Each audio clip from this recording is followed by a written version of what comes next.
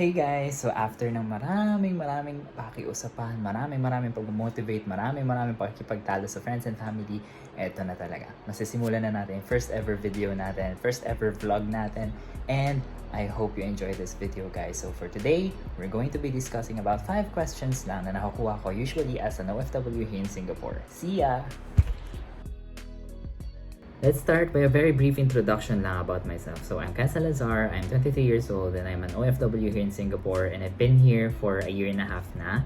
So ayun, magdi-discuss tayo today about 5 questions na nakukuha ko usually as an OFW here in Singapore na some of these nakukuha ko sa mga kapwa Pilipino, and some of these nakukuha ko from other nationalities like yung mga kasama ko sa work. So let's go for number 1. So yung number 1 na lagi ko nakukuhang question is, paano ko nakuha yung work dito sa Singapore? So brief story lang talaga siya. Bale, 1 weekend lang back in the Philippines. Nag-try lang talaga ako mag-submit sa mga companies in Japan kasi yun talaga yung dream country ko to work in. And kahit hindi ako nakakapagsalita ng Nihongo pa, I really wanted to try and alam mo yun, mag-venture lang out into the wild and mag-submit lang na applications, try kung hanggang sana abutin. And ayun, unfortunately, hindi ako pinalad, and 2 days after, kinontak ako ng employer ko rito sa Singapore currently. And ayun, nagtuloy-tuloy na siya, and after a few months, I got in. Ngayon, yung talagang ginawa kong process doon is talagang nag-submit lang ako sa LinkedIn. Talagang search lang ng kung ano-anong company sa kung ano-anong bansa. And then, ayun, after a short while, nakontak na nila ako, and after nun, nag-interview and nag-process na ng papers. Then I flew out of the Philippines after a few months of processing everything.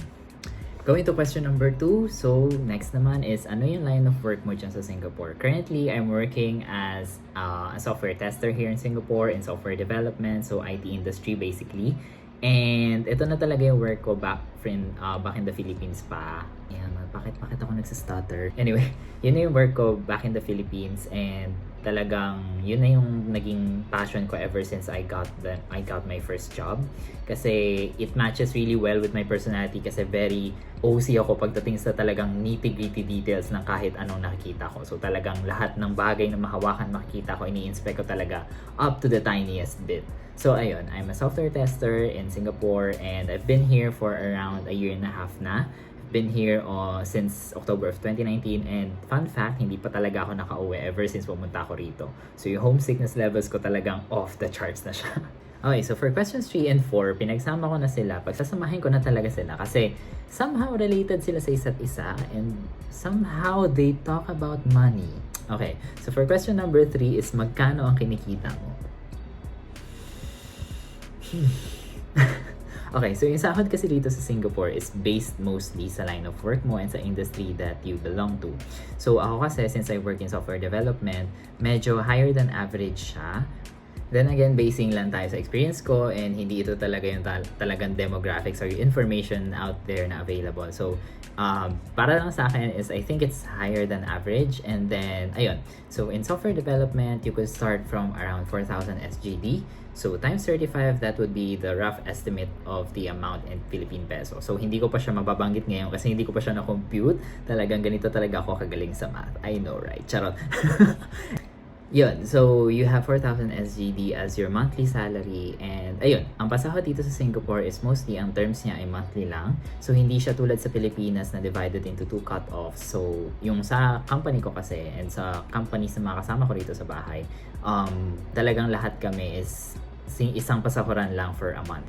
So talagang matetest dito yung budgeting skills mo, talagang masastretch mo yung budget mo for the whole month kasi isang buwan talaga yung antayin mo, 30 days bago ma-replenish yung resources mo.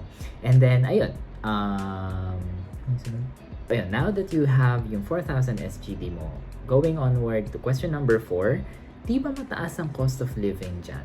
Actually, totoong mataas ang cost of living dito sa Singapore. So, given na meron kang 4,000 SGD, paano mo pagkakasyahin yun among your expenses, yung mga bills mo and everything na kailangan mo in order to live your day-to-day life here in Singapore? So, let's just say na you are earning 4,000 SGD, you work in software development or other similar industry that offers average or higher than average pay. And then you have here your mga payments, mga bills, and rent, taxes, and food budget. So, eto, makikita nyo sa gilid dito, lalagay ko na lang siya dyan, kung magkano yung rough estimate ng magagastos ninyo for your necessities dito.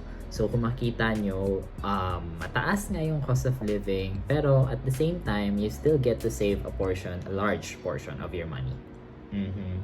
Then again, when it comes to expenses and yung salary, case-to-case basis talaga siya. And rough guide lang talaga yung mapoprovide ko when it comes to living here in Singapore. And yung experience ko talaga is based lang talaga sa amount na na-earn ko and sa amount na nagagastos ko for everyday living. Ayun. Yun.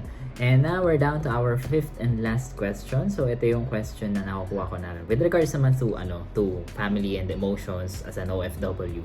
So ayun, hindi daw ba ako na homesick? So unang-una is nakaka-homesick talaga sa ibang bansa. Lalo na kung malapit ka sa family members mo and may sobrang dami mong friends sa Pilipinas na lagi mo nakaka-meet before. So sobrang hirap mag-adjust kasi pagdating mo rito, nung dumating kasi ako rito, wala akong kakilala. So, talagang sobrang bago, sobrang fresh ng lahat.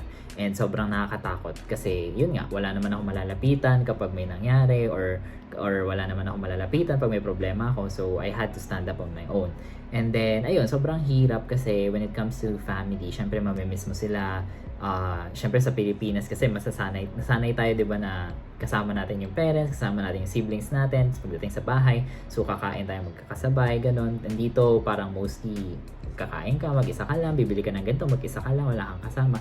So ayun, at the same time nag-i-improve din yung sarili mo kasi you learn to be more independent and you learn to be mas tight sa pera mo kasi yun nga, kailangan mong budgetin lahat, kailangan mong gawing lahat, kailangan mong ikaw lahat dito sa Singapore. Ikaw magluluto ng pagkain mo, ikaw maglalaba, ikaw maglilinis, lahat. So ayun.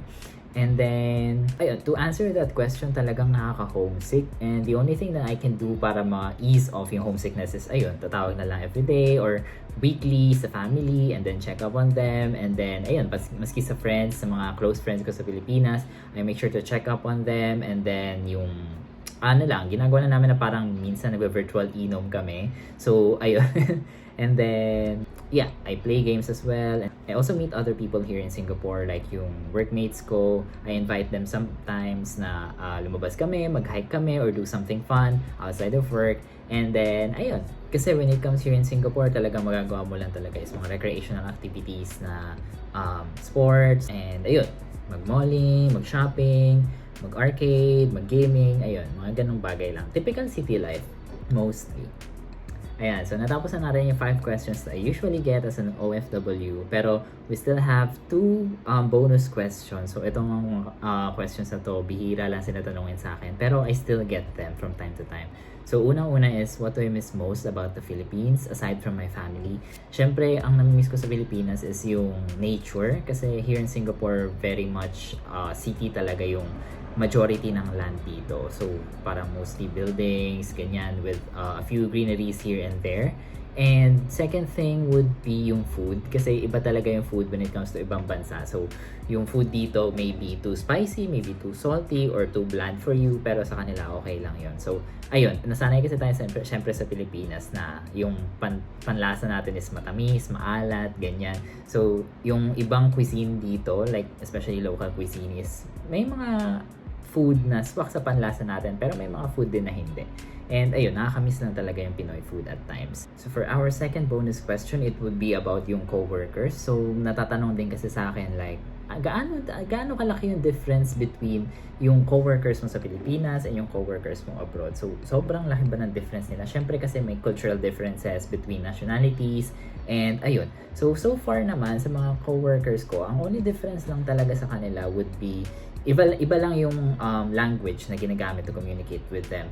Pero in terms ng working dynamic, in terms ng, alam mo yun, pakipag-communicate on what needs to be done and what has to be done, and yung mga bagay na kailangan pang habulin, like yung daily processes nyo sa work, pretty much the same lang. And it really depends on you, on how you would be able to cope up with that. Kasi, ayun, English, and talagang mahahasa yung skills mo na, kasi, ayun, iba-iba yung accent when it comes here in Singapore. So, meron kayong Chinese accent, meron kayong American accent, and meron iba-ibang iba-iba pang accent na when they speak in English is sa unang dinig hindi natin maintindihan, pero pag nasanay na yung utak natin, we get to adapt to it and mas maiintindihan na natin sila. Minsan may mga kakilala ako na na-adapt na nila yung way ng pagsasalita ng ibang nationalities kasi yun ay nakakasanayan nilang naririnig everyday. And nakakatuwa lang isipin na we learn through that.